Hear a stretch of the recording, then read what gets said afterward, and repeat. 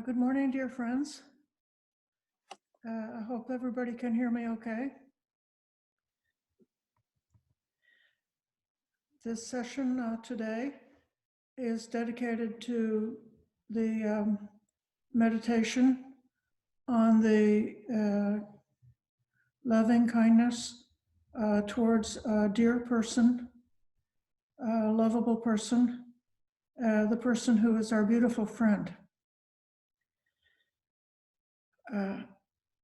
I'm going to go right into a guided meditation, and then at the end, we may have some time for discussion.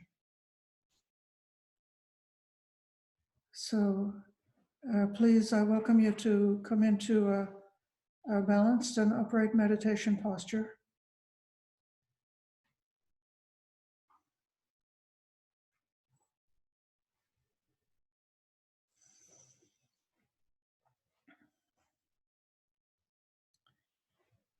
Making a clear resolve to let go of all the distractions, excitement, and activity that may be going on, and simply for this hour to remain in the here and now, just staying with this small group of friends, practicing this wonderful Metta meditation.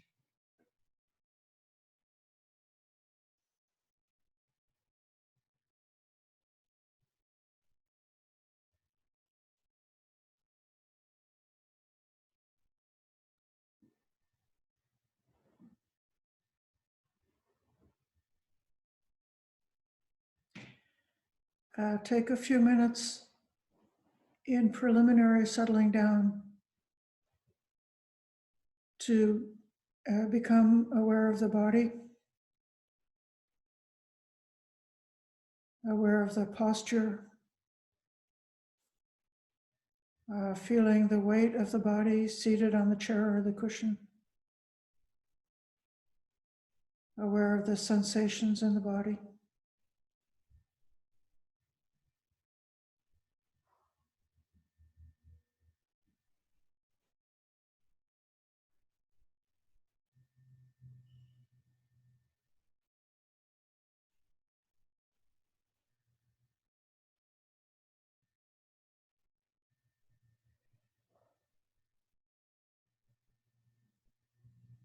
Aware of the Vedana that arises moment to moment. Can we notice pleasant feelings, neutral or unpleasant feelings arising? Can we watch the Vedana, the feeling as it comes and goes?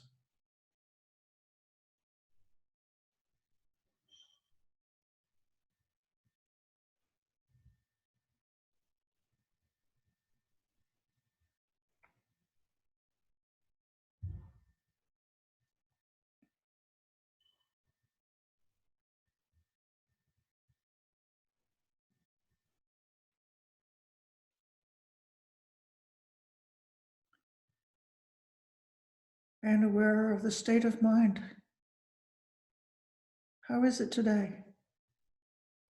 Is the mind clear, bright, and calm? Is the mind disturbed by hindrances? Are we sleepy or bright, or somewhere in the middle? Just taking the temperature, what it's like to be me right now.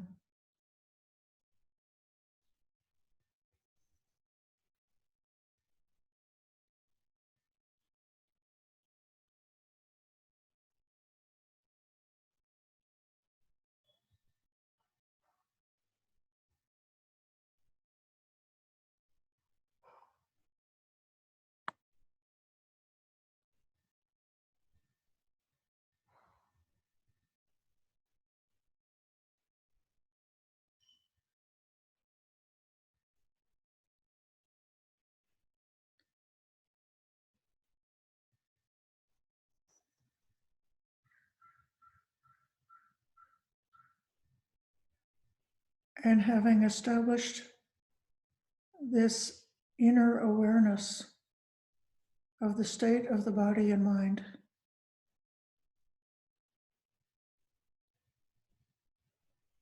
we can bring up a dear, lovable person that we know.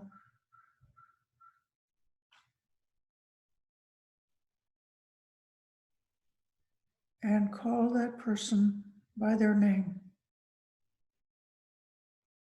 In just a few words, give them our wish for their happiness and their true welfare. Oh, dear friend, may you be well. Very simple statement like that.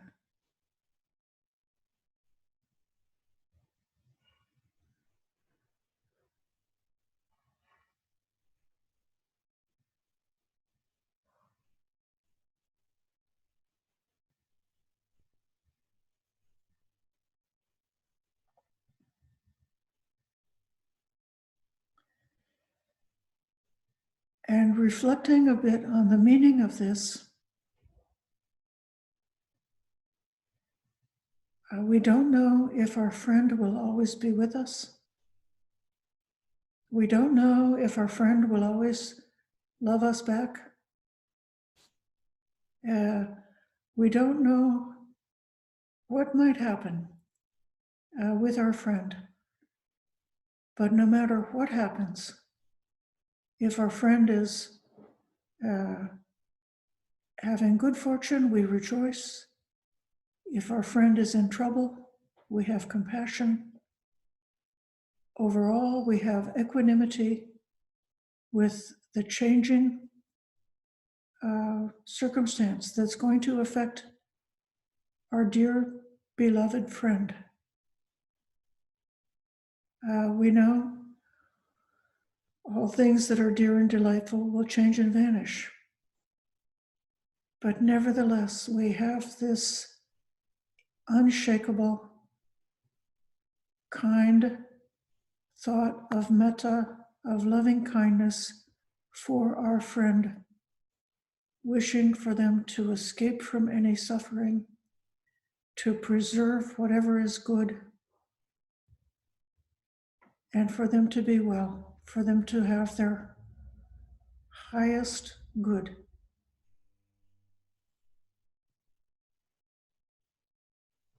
And this reflection has the purpose of purifying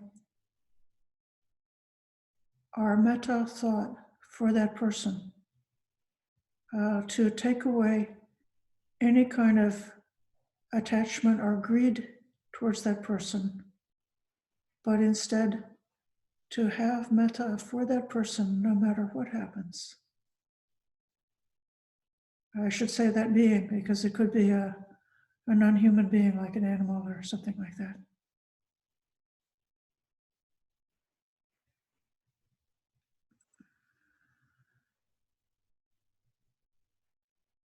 Acknowledging in our mind that our dear one is subject to change. All things are impermanent. And still we have the wish for their welfare.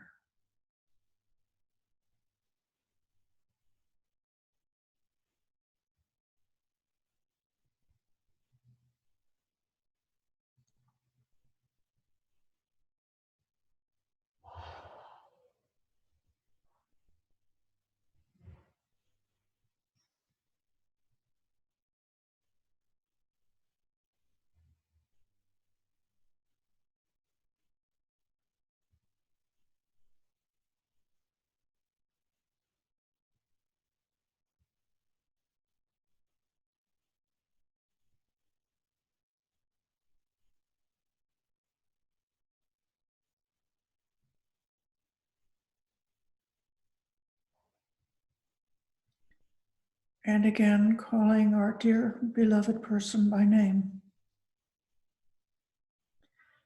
And in a few simple words, silently enunciating the words of kindness for that friend. And dear friend, may you be happy.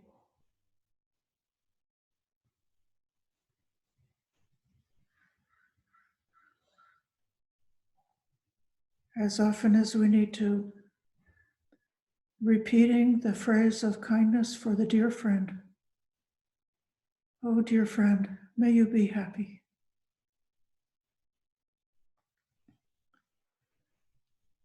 Dear friend, may you be happy.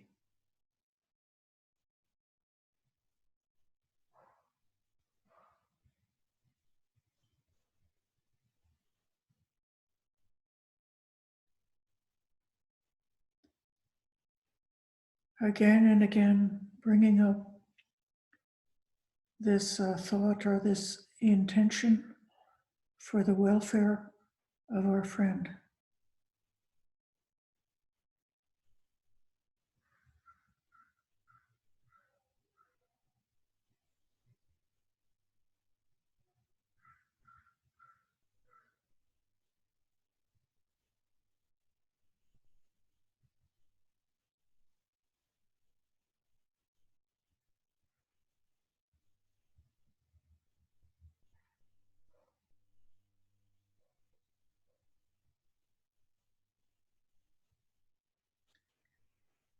Making the mind to rest in that thought of metta,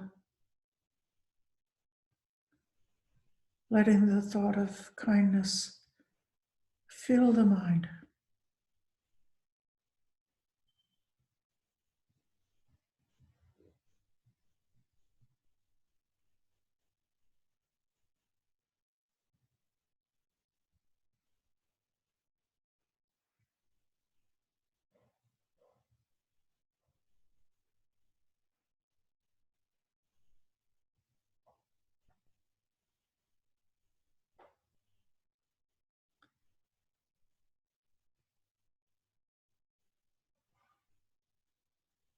And including the Vedana or the feeling.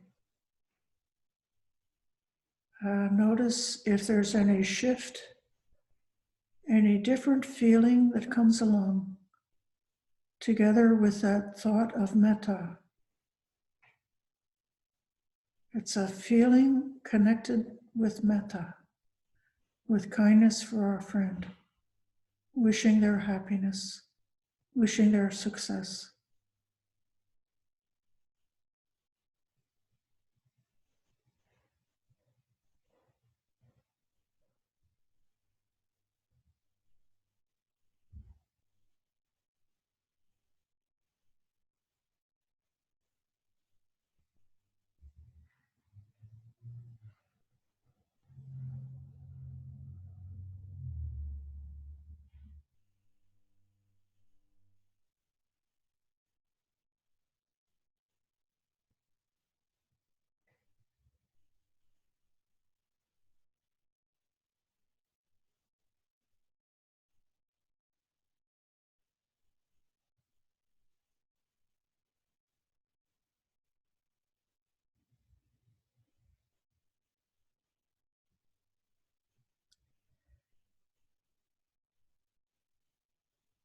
See if the feeling connected with metta can be experienced in the body as well as the mind.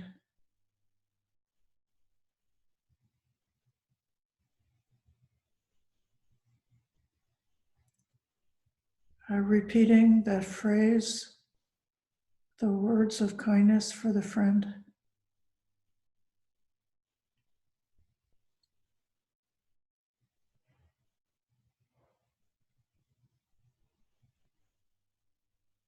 With our intention, having the perception of kindness, having the perception of kindness, having the thought of kindness, having the feeling of kindness, and even with our whole body, that all of us, body and mind, comes together with that thought of kindness for our friend.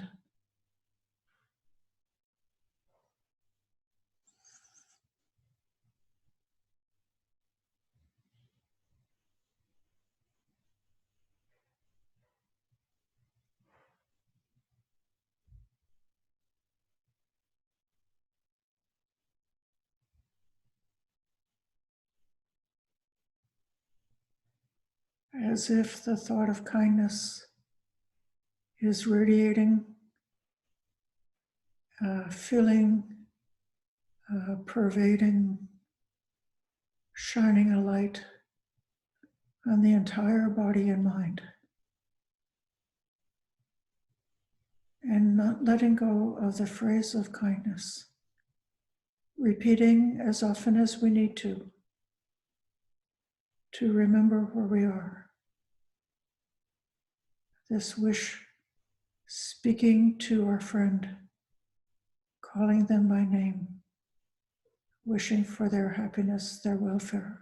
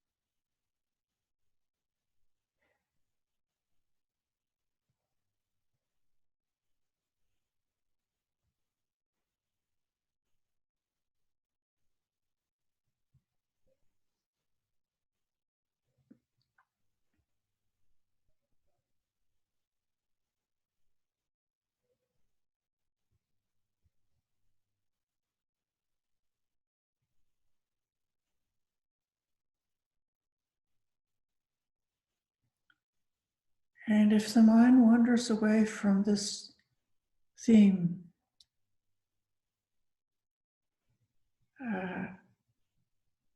it may be that there's some hindrance or some impediment to this practice of metta. So it's very important to look and see what's happening now. See it as clearly as you can.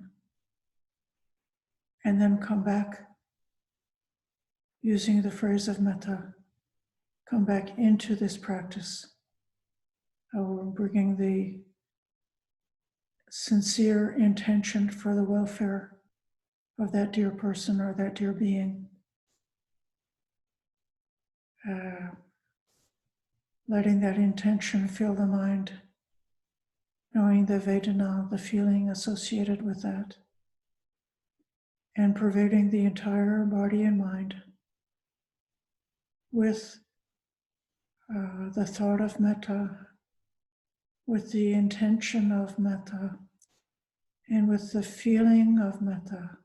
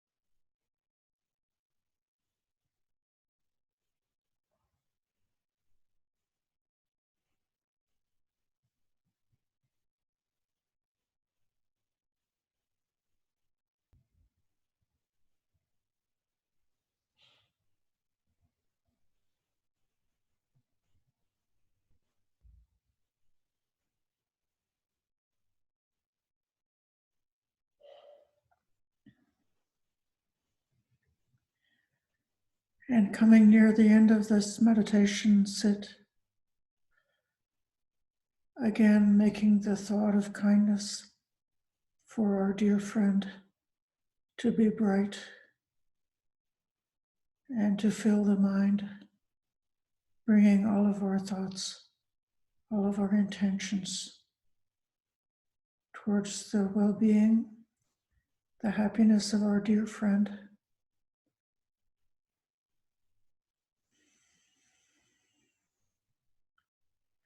Being clearly aware of the feeling connected with kindness and letting the feeling of kindness, letting this practice of loving kindness to pervade and fill the entire body so that every atom in the body is saturated with kindness for this dear person, for this dear being.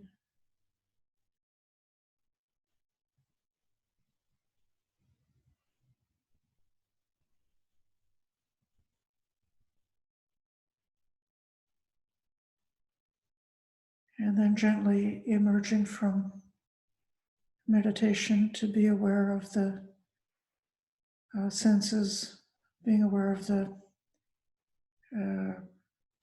touching, hearing, tasting, smelling, being aware of the sound of hearing, being aware of the thoughts, and opening the eyes and emerging from meditation.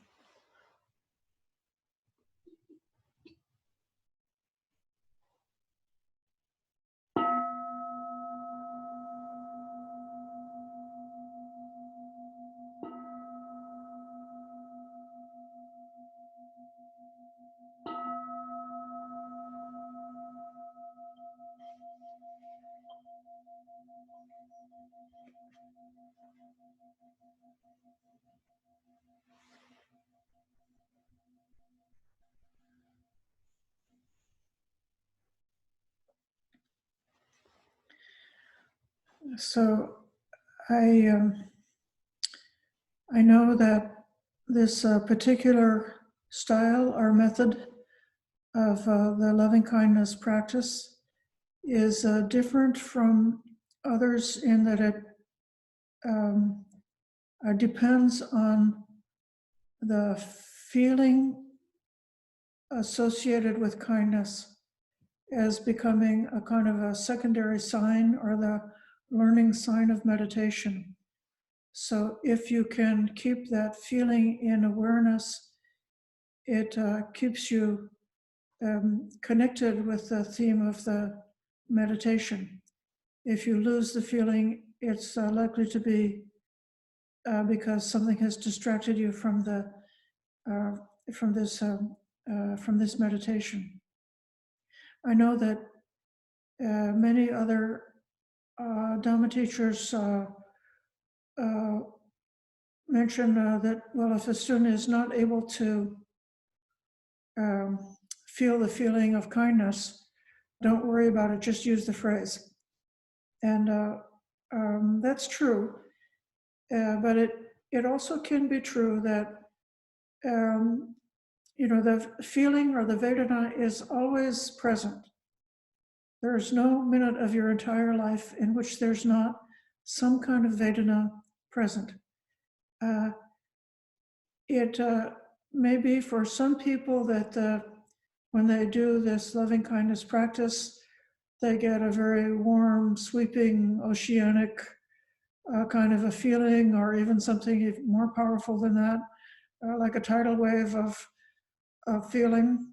And that then for some other individuals, the feeling of kindness may be very subtle, very like a, I don't know what to compare it to, but something that's you can almost notice it, but it's very elusive. But whether this feeling that's coming along with the metta practice is subtle or very strong, it still is the object that we're recommending that you hold in awareness together with this thought of kindness.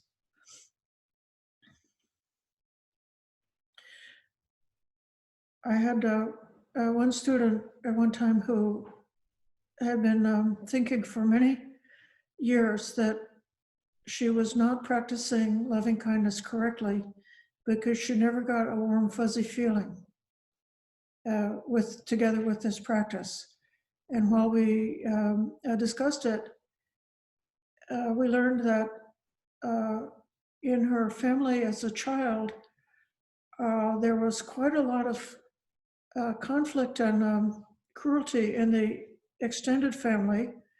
And this woman's mother had made a great deal of effort to create a space of calm and safety for her two children to be protected from all of the storms that were going around with the extended family.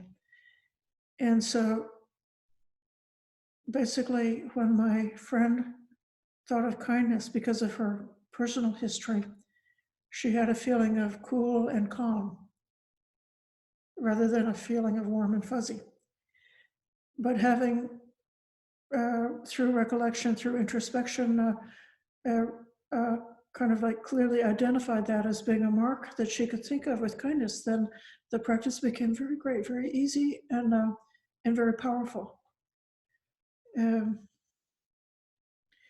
It's also something to be aware of, that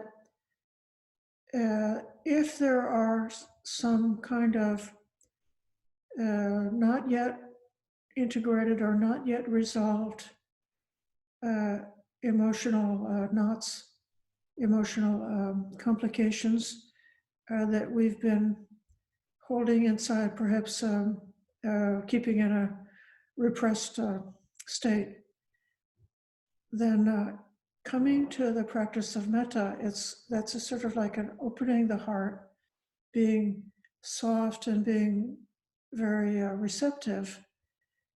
And it can be then that this inner storm or these inner afflictions can come tumbling out, and a person can experience sorrow and grief when they sit down to practice loving kindness. And it's because kindness is kind, kindness is accepting, kindness is willing to be open to whatever arises. And so that sometimes that could make it safe for sorrow and grief to come along. So if that happens, I would suggest not in the attitude of blaming, but knowing that grief and sorrow is not the state that you wish to remain in. You are willing to emerge from grief. You're willing to find a way to come out of the agitation of a state of grief and sorrow and to come into equanimity. That kind of agitated grief is a hindrance to samadhi. It's a hindrance to meditation, and we hope to be able to let it go. But it could be that for a long time, it's necessary to sit with grief and to just compassionately hold it in our awareness. Oh, I know one lady who, when she sort of like unlocks the door to her heart and has that open, receptive, loving attitude, the kilesa, or the hindrance, is anger. So that woman had some traumatic experiences in childhood related to the war in Vietnam. And her statement was that she had loving kindness for all the beings in the entire world except the communists. So she had to exclude the communists from her practice of loving kindness because of what they had done to her family, how her family had suffered, and was not yet come to the place of being able to release, let go, integrate, and to know that, you know, it is a fact, but to turn the mind towards the attitude of kindness, even to those who had been cruel. So this is the reason why in this particular method of practicing metta meditation, it's acknowledging the possibility for hindrances and difficulties and blockages and disruptions to be arising and preventing the practice of metta, or else like hindering and making the metta to be like, you know, only 80% and not 100%. And so then we have a separate practice, which is really a vipassana practice, to see, are we really able to come into loving kindness? Are we able to come into this practice, let the mind be settled and concentrated so that the thought of kindness is pervading and filling the entire meditation, so that the meditation is not wobbling and wavering, not becoming distracted, not losing the meditation. And if we can, that's excellent, that's good. We should do that again and again. But if we fail to sustain the practice because the mind veers away for whatever reason, then we've got to use our faculty of investigation and mindfulness to see what's really happening with us, to compassionately look within and to discover how to let go, how to abandon the whatever the hindrance may be. At the beginning, I was mentioning the danger of attachment with our dear ones and the contemplation of impermanence as being a kind of a preliminary practice, that if we know that we have the danger of feeling attached to that dear person or having some kind of emotional agitation or entanglement when we think about that dear person because of attachment, then we can do a preliminary practice to sort of like buttress up the mind and to prepare the mind to say, okay, I'm going to be thinking about this dear, wonderful person who I care so much about, but I've made a decision not to be attached to them always staying the same or the relationship staying the same. Now, it may be with different individuals that won't be exactly the flavor of the difficulty that each one may encounter. And my wish is for each one to have the ability to discover for themselves, to come up with their own reflections or their own preparation to set the mind up to be successful in extending kindness for each person. This afternoon, we're going to be turning towards the neutral person, giving loving kindness to the neutral person. And in a certain way, the strength that what comes up naturally as a quality when we think of our dear beloved person, it's that practice is very energizing. It's not, I don't know about you, but for me, it's, if I think of somebody who's dear to me, it's very easy for me to think of kindness for them. And so the the energy in the meditation flows along easily. But then later on today, when we turn towards a neutral person, someone who is neither strongly liked by us or strongly disliked by us, sometimes the danger with that kind of person is apathy. So like, we don't have enough energy, we don't care. And so as we see these different energetic qualities arising in connection with the different kinds of beings or kinds of people, then we can borrow some of the warmth and energy that we have with our dear person, and then bring that warmth and energy to the neutral person.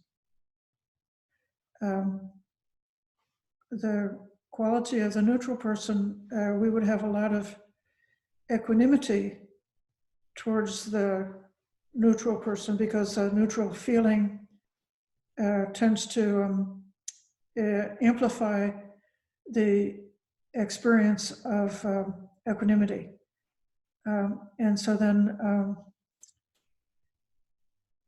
we can borrow some of the equanimity that comes up for us naturally in connection with a neutral person and bring that over to the dear person. So we want to become more equanimous towards the dear person, and we want to become more active towards the neutral person.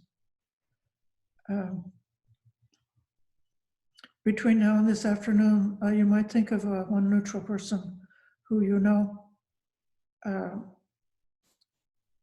It should be not somebody who's completely boring, not somebody or a being who's just as dull as dishwater or something like that. You don't have to go to that extreme. And also, sometimes is difficult, because if you reflect about any one individual, just by virtue of reflecting about them, you may start to like them, and then they're no longer neutral to you. So if you would perhaps think about a person with whom you don't have a very long-standing relationship that's got a lot of impact and a lot of connections in your life, somebody that you just encounter casually, whether they're a nice person or whether they're a grumpy person, it's not that important. You can still count them as a neutral person if they're just somebody who is not a very large or major factor in your life. So part of your assignment this morning is to continue reflecting about loving kindness for the dear person, and to come up with the name of a neutral person. And now, for the sake of the recording, I'm going to take a pause, wishing for everybody to be successful. And after that, we'll have some time for questions.